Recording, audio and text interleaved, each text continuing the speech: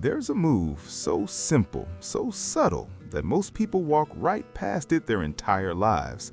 And the few who discover it, they feel like they've unlocked a cheat code. It doesn't involve saying the perfect thing. It doesn't require you to be funnier, richer, or better looking. In fact, it requires you to do less, and that's exactly why it works. What I'm about to show you will feel counterintuitive, maybe even a little uncomfortable at first. But once you understand the psychology behind it, you'll see it everywhere. In the people who command attention without trying, in the conversations that linger in someone's mind for days, in the moments that shift from ordinary to magnetic in seconds. So if you're ready to learn the one move that changes everything, stay with me. And hey, if this kind of content resonates with you, go ahead and hit that subscribe button. You'll want to be here for what's coming next. Let me paint you a picture. You're at a party, a networking event, maybe just grabbing coffee with someone new. The conversation is flowing, you're engaged, asking questions, sharing stories. Everything feels good. Then something shifts. The other person leans in slightly, their eyes narrow just a fraction. They pause before speaking, and suddenly you realize you're not just interested anymore, you're captivated. What just happened? Most people think charisma is about talking more, being more animated, filling every silence with cleverness. But the truth is the opposite. The silent move I'm talking about is about strategic withdrawal. It's about creating space where there was noise. It's about understanding that attention isn't captured by force, it's pulled by curiosity. Here's what we're going to cover today. First, the psychological principle that makes this work, rooted in how our brains are wired to seek completion. Second, the exact moments when deploying this move creates maximum impact. Third, the three most common mistakes people make that kill the effect entirely. Fourth, how to combine this with body language to amplify your presence tenfold. And finally, real examples from everyday situations so you know exactly how to use this starting tomorrow. Sound good? Let's dive in. The human brain hates incomplete patterns. It's called the Zeigarnik effect, and it's the reason cliffhangers work, the reason you can't stop thinking about an unfinished conversation, the reason a pause in the right place makes people lean forward instead of checking their phones. When you create a gap, you create tension, and tension demands resolution. Think about the last time someone told you, "I need to tell you something, but not here." Your mind immediately started filling in possibilities, right? That's not manipulation. That's just how we're built. We're pattern-seeking machines, and when a pattern is interrupted, we can't help but focus until it's complete. Now here's where most people get it wrong. They think being mysterious means being vague or cryptic. They think it means playing games or withholding for the sake of it. That's not what this is. The silent move isn't about being less. It's about being precise. It's about knowing when to pause, when to let silence do the work your words can't.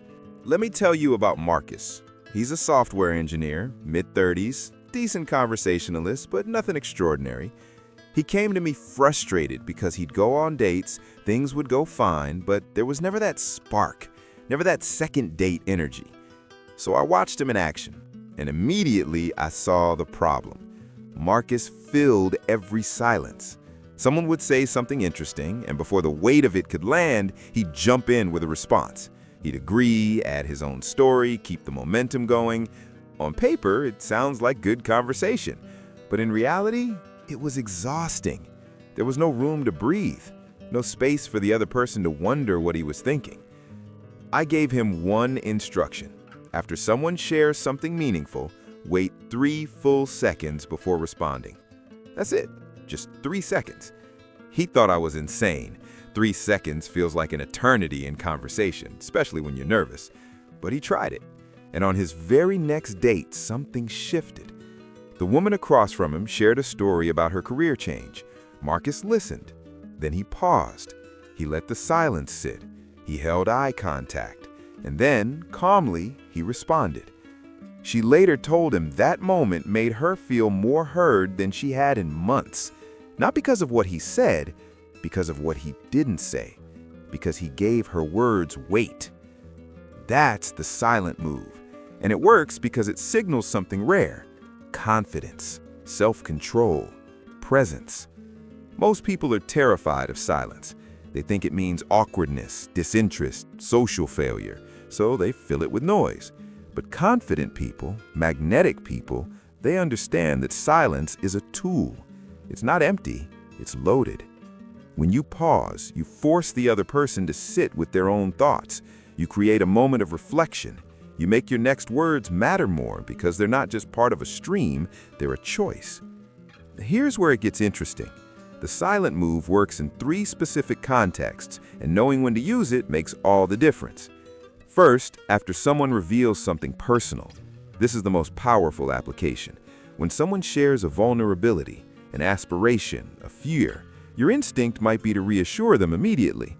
But if you pause first, if you let their words hang in the air for a moment, you show them you're actually processing what they said. You're not just waiting for your turn to talk, you're considering them. Second, before you answer a question, especially a question about you, when someone asks, "So, what do you do?" or "What are you looking for?" most people rapid fire an answer. They're eager to fill the space, to prove they're interesting. But when you pause, even briefly, you signal that your answer matters, that you're not reciting a script, that you're being intentional. Third, when there's tension or disagreement. This one's counterintuitive. When someone challenges you or says something you disagree with, the impulse is to defend immediately. But if you pause, if you take a breath and hold their gaze, you completely change the dynamic. You go from reactive to composed. You go from defensive to curious. And that shift is magnetic. Now let's talk about the 3 mistakes that ruin this entirely. Mistake number 1 is breaking eye contact during the pause. If you pause but immediately look away, check your phone, or fidget, the silence reads as discomfort. But if you pause and hold steady eye contact, the silence reads as intensity, as presence. That difference is everything. Mistake number 2 is pausing too long. There's a sweet spot, 1 to 4 seconds depending on context. Any longer and it starts to feel theatrical or awkward. The goal isn't to create discomfort, it's to create curiosity. You want the other person to lean in, not pull back. Mistake number 3 is using the pause without substance. If you pause dramatically and then say something generic or surface level, you've wasted the moment. The pause sets up an expectation. Your words need to meet it.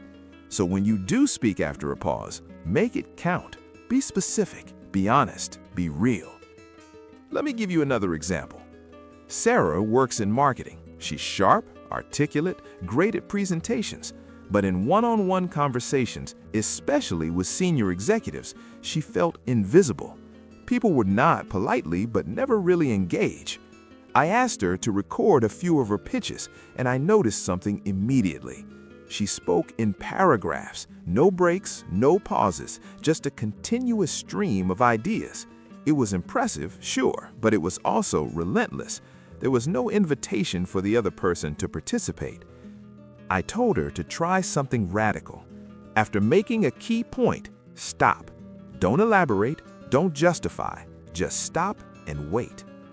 She tried it in her next meeting. She laid out a strategy, paused, and waited. 5 seconds went by. Then the executive leaned forward and said, "Tell me more about that." He was hooked.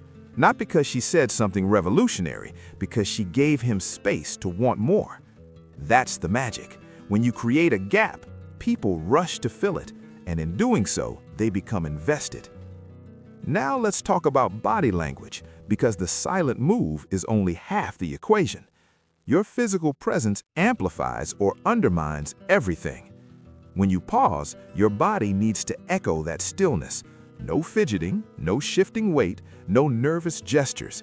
You become a point of calm in the conversation, and calm is magnetic. Here's a technique I call rooted stillness.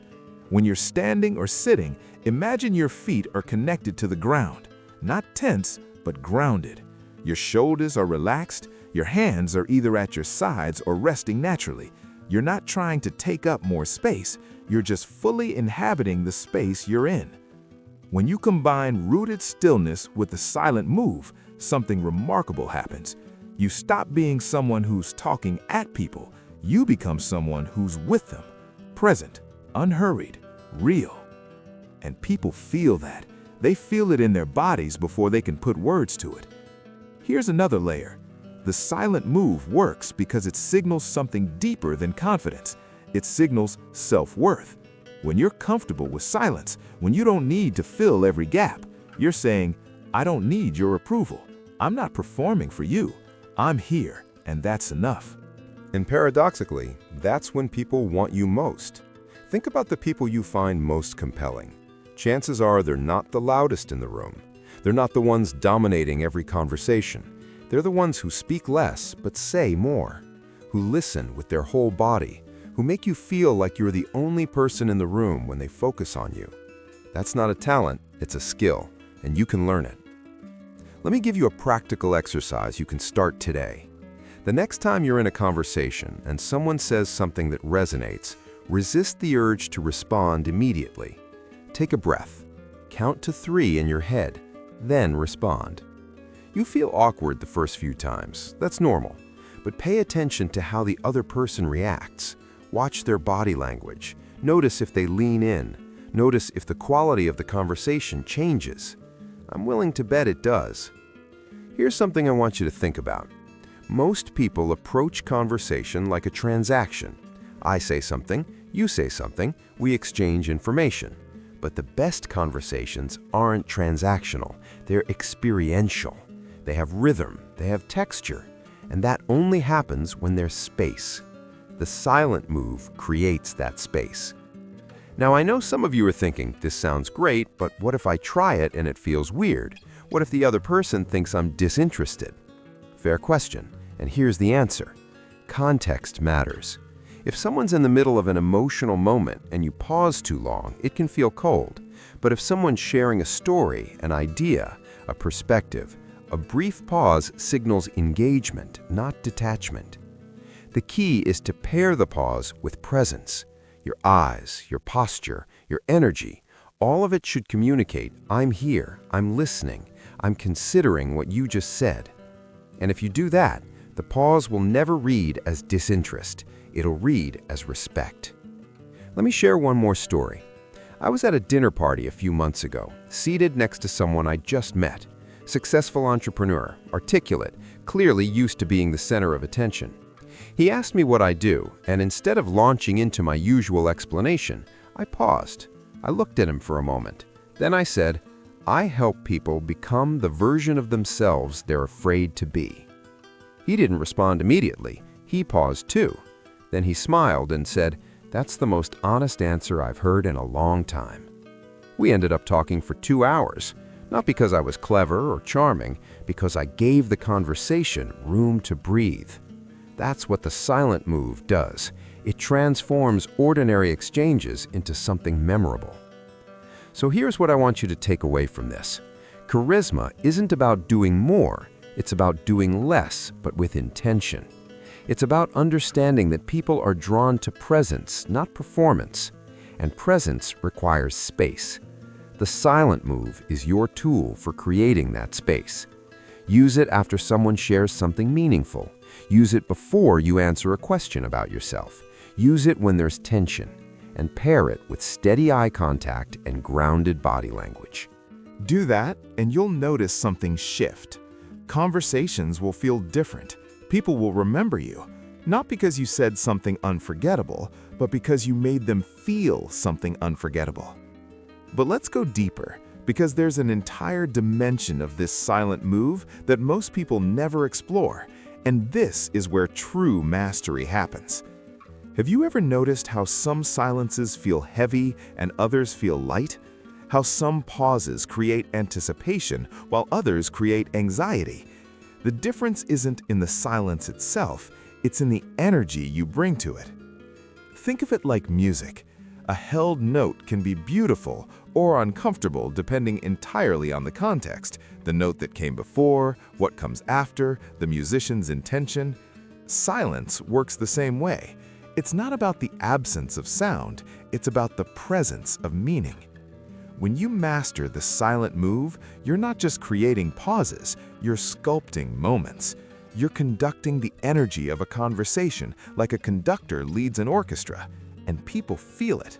They might not know how to articulate it, but they sense that something different is happening. Let me introduce a concept I call gravitational silence. You know someone whose mere presence seems to pull everyone's attention in the room? Not because they're doing something obvious, but because there's something about them that creates a magnetic field. That's gravitational silence in action. It's when you're so comfortable in your own skin, so rooted in your own center, that you don't need to chase anyone's attention. And paradoxically, that makes people gravitate toward you. Here's how to cultivate it. It starts with your relationship to yourself.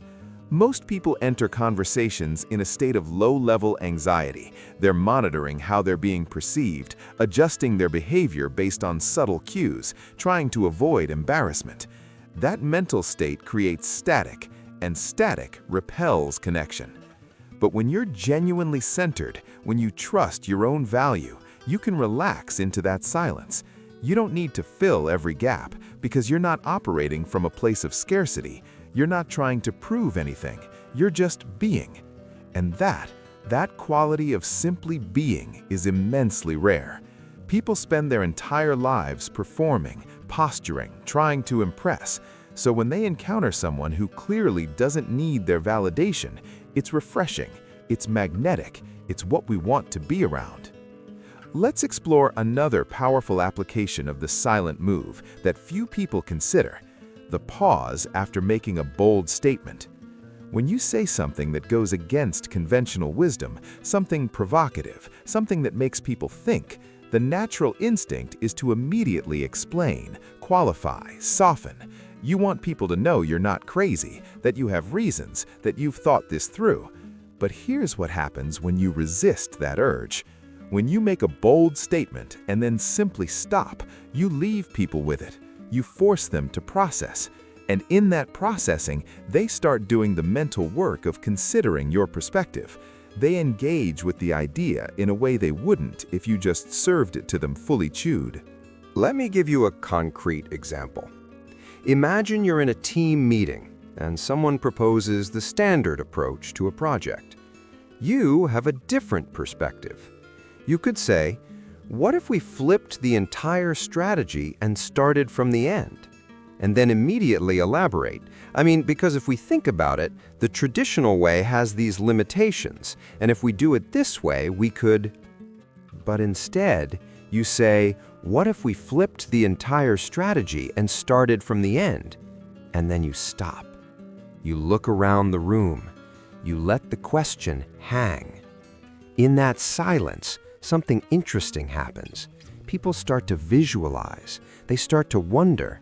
And then, instead of you having to sell your idea, they start exploring it with you. The conversation becomes collaborative instead of persuasive, and the idea becomes theirs as much as yours. That's mastery. It's not about convincing people. It's about creating space for them to arrive at conclusions themselves. And when people arrive at a conclusion themselves, they own it, they defend it, they act on it. Now, let's address something many people struggle with: silence in larger groups. Using the silent move in one-on-one conversations is one thing, but what about when you're in a group of 5 people, 10 people, 20 people? The dynamics shift, and most people assume pauses don't work in group settings. They're wrong. In fact, pauses in group settings are even more powerful because they're more rare. In group conversations, there's pressure to keep momentum, to fill the air. When one person stops talking, someone else immediately jumps in. It's like a relay race. And in that constant relay, depth gets sacrificed for speed. But when you introduce a deliberate pause in a group conversation, you interrupt the pattern. You create a moment where everyone can breathe. And often, that moment of breathing is when the most insightful observations emerge, because you've given the quieter people in the room permission to speak. You've created space for more thoughtful contributions. Here's a specific technique for group settings I call the anchor pause. When a group conversation is moving fast and you sense it's getting shallow, you can anchor it with a well-placed pause. Someone makes a point. Instead of jumping in with your own perspective, you pause, you look around the room, and you say, "That's really interesting. Let me think about that for a second." And then you actually think, visibly. You're not performing thought, you're genuinely processing. What this does is give everyone else permission to slow down too. You're modeling reflection instead of reaction. And in a culture that fetishizes speed and quick thinking, reflection stands out. It's memorable, it's valuable. Let's talk about an entirely different context: difficult conversations, confrontations, high-stakes situations. Here, the silent move isn't just about creating presence, it's about creating safety. When emotions are high, when someone is upset or frustrated or defensive, most people do one of two things.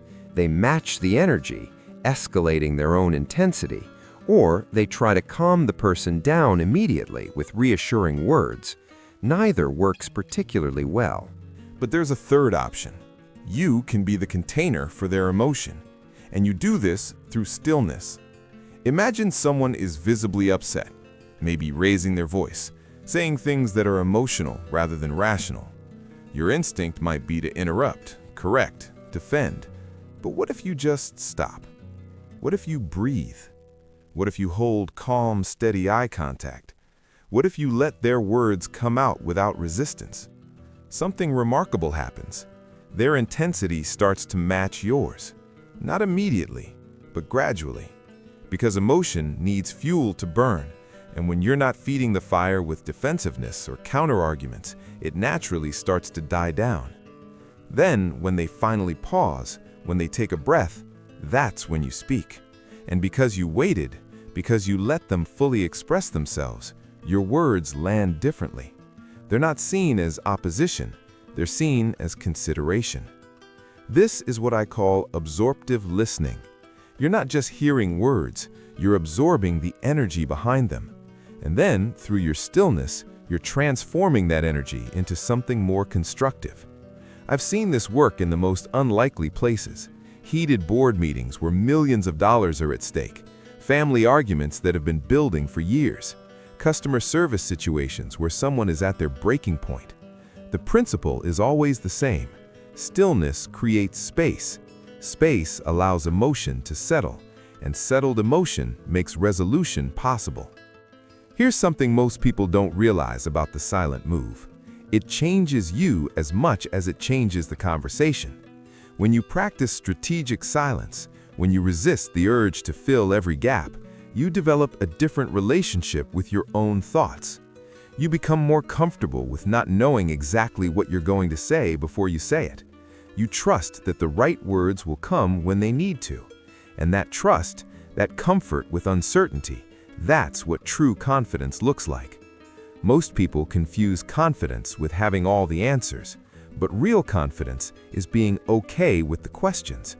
It's being comfortable in the pause while you figure out what you actually think, rather than just reflexively responding with what you think you're supposed to say. Let me give you another layer to think about. The silent move isn't just about when you stop talking, it's about the quality of your presence before, during, and after the pause. Think of it this way. When most people are in a conversation, a part of their brain is always preparing the next thing they're going to say. They're listening, sure, but they're also editing, rehearsing, strategizing. That divided attention is subtle, but people feel it. They sense that you're not fully present. But when you commit to the pause, when you genuinely let go of what you're going to say next and just be with whatever is happening right now, something shifts. Your listening becomes deeper, your presence becomes fuller, and people feel that too. They feel seen, they feel valued, and that feeling is incredibly rare and incredibly powerful. This is why the silent move works even when people know you're doing it, because it's not a trick, it's a genuine shift in how you're showing up. You're not manipulating the conversation, you're honoring it. You're giving it the space it deserves. Now let's talk about calibration. Because like any powerful tool, the silent move needs to be adjusted based on the situation. In a high-energy brainstorming session, your pauses might be shorter, more punctuated. You're creating rhythm, not killing momentum. In a one-on-one deep conversation, your pauses can be longer, more contemplative. You're creating depth, not just rhythm. In a professional context, especially early in a relationship, you might pair your pauses with verbal acknowledgement. That's a really important point. Let me think about that. This lets the other person know you're processing, not just spacing out. In a casual social setting with people you know well, you can let the pause speak for itself.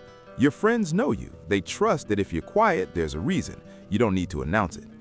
The key is to read the room, to sense what kind of energy is needed, and then to use the pause to either amplify that energy or redirect it, depending on what serves the moment best. Here's a question I get a lot. What if I'm naturally a fast talker? What if pausing doesn't feel authentic to me? Great question, and here's my answer. Authenticity isn't about always doing what comes naturally. It's about being true to your values and your intentions. If your intention is to connect deeply with people, to make them feel heard, to have meaningful conversations, then the pause isn't inauthentic. It's a tool that helps you achieve those authentic goals. Think of it like learning any new skill. When you first start playing guitar, it doesn't feel natural. Your fingers don't want to go where you're telling them to go.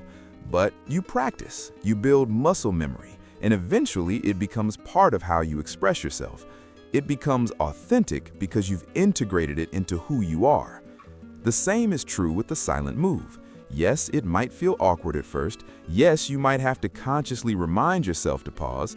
But over time, as you see how much more meaningful your conversations become, it stops being a technique you're applying. It becomes part of how you naturally communicate. Let me share one final story that brings all of this together. I have a friend, Daniel, who's a therapist, one of the best I've ever met. And one day I asked him what he thought his most valuable skill was. Without hesitation, he said, the ability to be comfortable with silence. He told me about a session early in his career. A client came in, clearly struggling with something heavy but couldn't find the words. The old Daniel would have tried to help, would have asked leading questions, offered observations, tried to make it easier. But instead, he just sat there, present, calm, waiting. 5 minutes passed, then 10.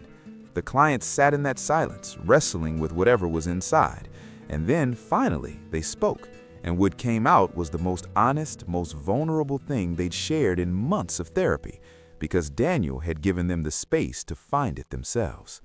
That's the power we're talking about here. Not the power to impress people or win arguments or seem more interesting. The power to create genuine connection. The power to make space for truth. The power to honor the depth that exists in every human interaction if we just slow down enough to access it. So yes, the silent move is a technique. It's something you can practice and improve at. But it's also more than that. It's a philosophy. It's a way of showing up in the world that says, I value depth over speed. I value presence over performance. I value you over my own need to be heard. And when you show up that way, consistently, authentically, people notice. Not because you've done something flashy, but because you've done something rare. You've given them the gift of your full attention. You've given them space to breathe. You've given them permission to be themselves. That's what changes everything. Not the pause itself, but what the pause represents. Respect, curiosity, genuine interest in the person in front of you. Now, before we wrap up, I want to leave you with a challenge. For the next week, commit to practicing the silent move at least once a day. It doesn't have to be dramatic. Just once per day, when someone shares something meaningful, pause for 3 seconds before responding. That's it. Pay attention to what happens. Notice how people react. Notice how you feel. Notice if the quality of your conversations shifts. I'm willing to bet you'll be surprised by the results. And if you want to go deeper, start noticing the silences around you. Who uses them well? Who rushes to fill them? What's the difference in how those people are perceived? You'll start to see this pattern everywhere once you're looking for it. Remember, the most powerful thing you can do in any interaction isn't to say more, it's to mean more. And that starts with the silence between your words. I'll see you in the next one.